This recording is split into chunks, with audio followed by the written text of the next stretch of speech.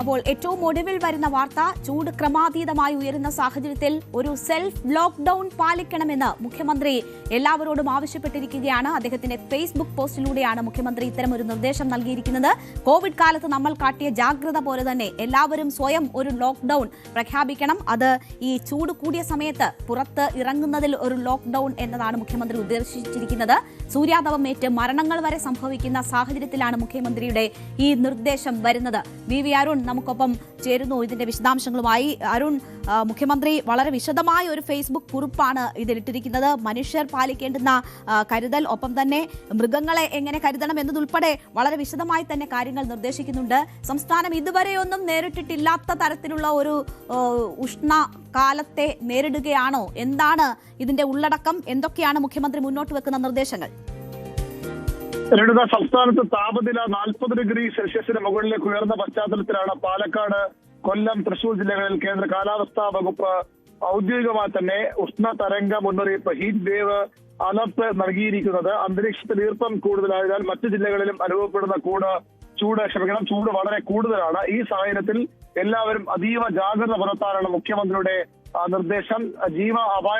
ജീവൻ നഷ്ടപ്പെടാൻ വരെ ഇത് കാരണമായേക്കാം. നമ്മൾക്ക് ഇന്ന് തന്നെ കണ്ണൂർ യുവാവിന് ജീവൻ നഷ്ടപ്പെട്ടത് നമ്മൾ കണ്ടതാണ്. അതുകൊണ്ട് തന്നെ ഒരു സെറ്റ് ലോക്ക്ഡൌണിലേക്ക് പകൽ 11 മുതൽ 3 വരെയുള്ള സമയത്തെങ്കിലും ഒരു സെറ്റ് ലോക്ക്ഡൌണിലേക്ക് പോകണമെന്നാണ് മുഖ്യമന്ത്രി പിണറായി വിജയന്റെ നിർദ്ദേശം. ഈ സമയം നേരിട്ട് വെയിലേൽക്കുന്നത് ഒഴിവാക്കണം. കോവിഡ് കാലത്തെ പോലെ ഇതൊരു സെറ്റ് ലോക്ക്ഡൌൺ സമയമായി കണ്ട് അനാവശ്യ യാത്രകളും പുറം പണികളും ഒഴിവാക്കാൻ ശ്രദ്ധിക്കണം. വീടിനകത്തും തൊഴിലിടങ്ങളിലും നല്ല വായു സഞ്ചാരം ഉറപ്പാക്കണം തുടങ്ങിയ നിർദ്ദേശങ്ങളാണ് മുഖ്യമന്ത്രി നൽകുന്നത്. പ്രത്യേക ശ്രദ്ധ വേണ്ടവരുണ്ട്, കുട്ടികളുണ്ട്, പ്രായമായവരുണ്ട്, മുലയൂട്ടുന്ന അമ്മമാർ ഉൾപ്പെടെയുള്ള വളരെ പ്രത്യേക പരിചരണം ആവശ്യമുള്ള ആളുകളൊക്കെ പൂർണ്ണമായും പുറത്തിറങ്ങുന്നത് ഒഴിവാക്കണം. പൊതുപരിപാടികൾക്ക് സംസ്ഥാനത്ത് നിയന്ത്രണം വേണം. പകൽ 11 മുതൽ 3 വരെ തുറസായ സ്ഥലങ്ങളിലെ പൊതുയോഗങ്ങൾ, കലാകായിക പരിപാടികൾ എന്നിവ പാടില്ല.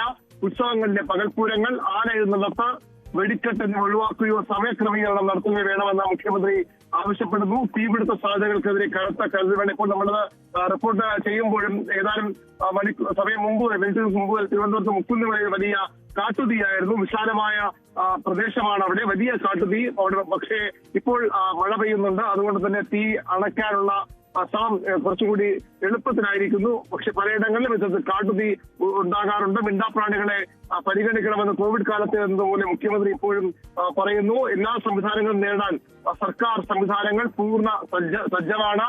പകൽ സമയത്തെ പുറംപണി ഒഴിവാക്കുന്നതിന് തൊഴിൽ വകുപ്പ് നേരത്തെ തന്നെ വേനൽക്കാലത്ത് തുടക്കത്തിൽ തന്നെ ജോലി സമയം പുനഃക്രമീകരിച്ചിട്ടുണ്ട്. ട്രാഫിക് പോലീസുകാർക്ക് കുടിവെള്ളവും തണലും ഉറപ്പാക്കാൻ നിർദ്ദേശം നൽകിയിട്ടുണ്ട്. യൂണിഫോമിൽ ഇളവ് നൽകണം. പോലീസുകാർ യൂണിഫോം തന്നെ ഈ സമയത്ത് ഉപയോഗിക്കാൻ നിർബന്ധം പാടില്ല നിർദ്ദേശം നൽകിയിട്ടുണ്ട്. പ്രാഥമികാരോഗ്യ കേന്ദ്രങ്ങളടക്കം പ്രത്യേക സംവിധാനങ്ങൾ, തണ്ണീർപ്പന്തലുകൾ ഒരുക്കാനുള്ള ഒരു ആഹ്വാനം മുഖ്യമന്ത്രി നടത്തുന്നു. അങ്ങനെ വലിയൊരു വളരെ സങ്കീർണമായ ഒരു ഘട്ടത്തിലൂടെ സംസ്ഥാനം കടന്നുപോവുകയാണ്. നമുക്കറിയാം 2018 പ്രളയം, അതിനുശേഷം ഉണ്ടായ വലിയ വെള്ളപ്പൊക്കം, അതിനെ എതിർ സാഹചര്യത്തിലേക്ക് ചൂട് കൊണ്ട് സംസ്ഥാനത്ത് വളരെയധികം ജാഗ്രത വേണ്ട സമയത്തിലൂടെ കേരളം കടന്നുപോകുന്നു. ആശ്വാസമാണ് ഇപ്പോൾ നമുക്ക് ഇവിടെ നിന്ന് പറയാൻ ഒരു കാര്യം. അതിശക്തമായ ഒരു വേനൽ മഴ, ഞാനിപ്പോൾ തിരുവനന്തപുരം നഗരത്തിലാണുള്ളത്. ഈ ഭാഗത്ത് അതിശക്തമായ വേനൽ മഴ പെയ്യുന്നു എന്നൊരു ആശ്വാസമുണ്ട്. വേനൽ മഴ ഈ പ്രതിസന്ധികൾക്കൊക്കെ പരിഹാരം ഒരുപക്ഷെ ആയേക്കാം.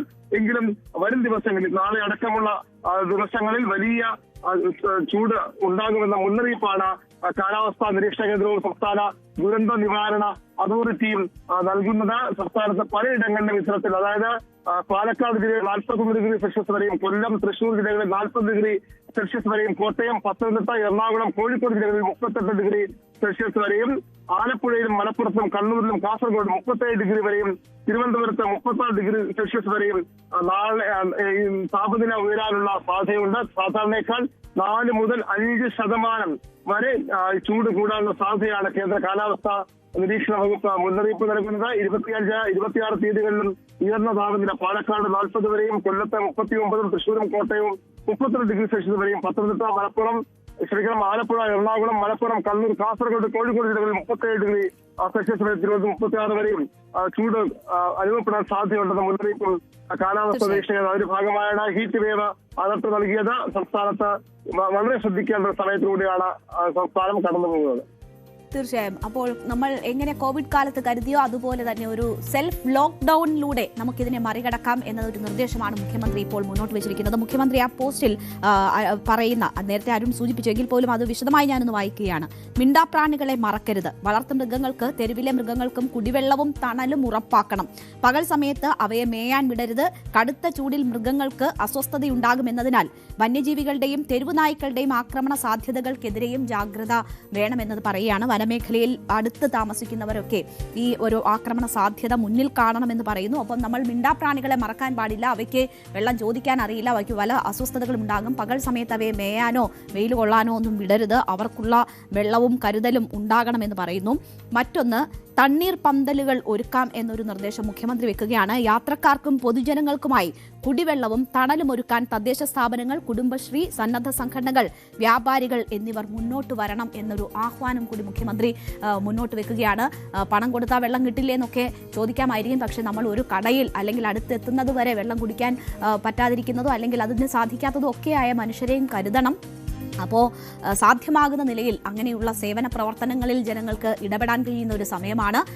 നമ്മളുടെ വീടുകളിൽ ഈ പ്രാണികൾക്കും ജീവികൾക്കുമൊക്കെ വെള്ളം കുടിക്കാൻ പറ്റുന്ന രീതിയിൽ അല്ലെങ്കിൽ പക്ഷികൾക്കൊക്കെ വെള്ളം കുടിക്കാൻ പറ്റുന്ന രീതിയിൽ ഒരു കരുതൽ ഒരു ഭാഗത്ത് ഉണ്ടാകുന്നത് നല്ലതാണ്. അപ്പോൾ ഇതൊക്കെയാണ് നമുക്ക് ഇപ്പോൾ എടുക്കാൻ പറ്റുന്ന കരുതൽ. അതോടൊപ്പം തന്നെ സൂചിപ്പിക്കേണ്ടത്, ഇന്നുണ്ടായ ഒരു ദാരുണമായ സംഭവം, അത് അരുൺ സൂചിപ്പിച്ചു നേരത്തെ. കണ്ണൂരിലാണ് ആ സംഭവം ഉണ്ടായത്. കിണർ പണിക്കിടെയാണ് സൂര്യാഘാതമേറ്റ ഒരു യുവാവ് മരിക്കുന്ന സാഹചര്യം ഉണ്ടായത്.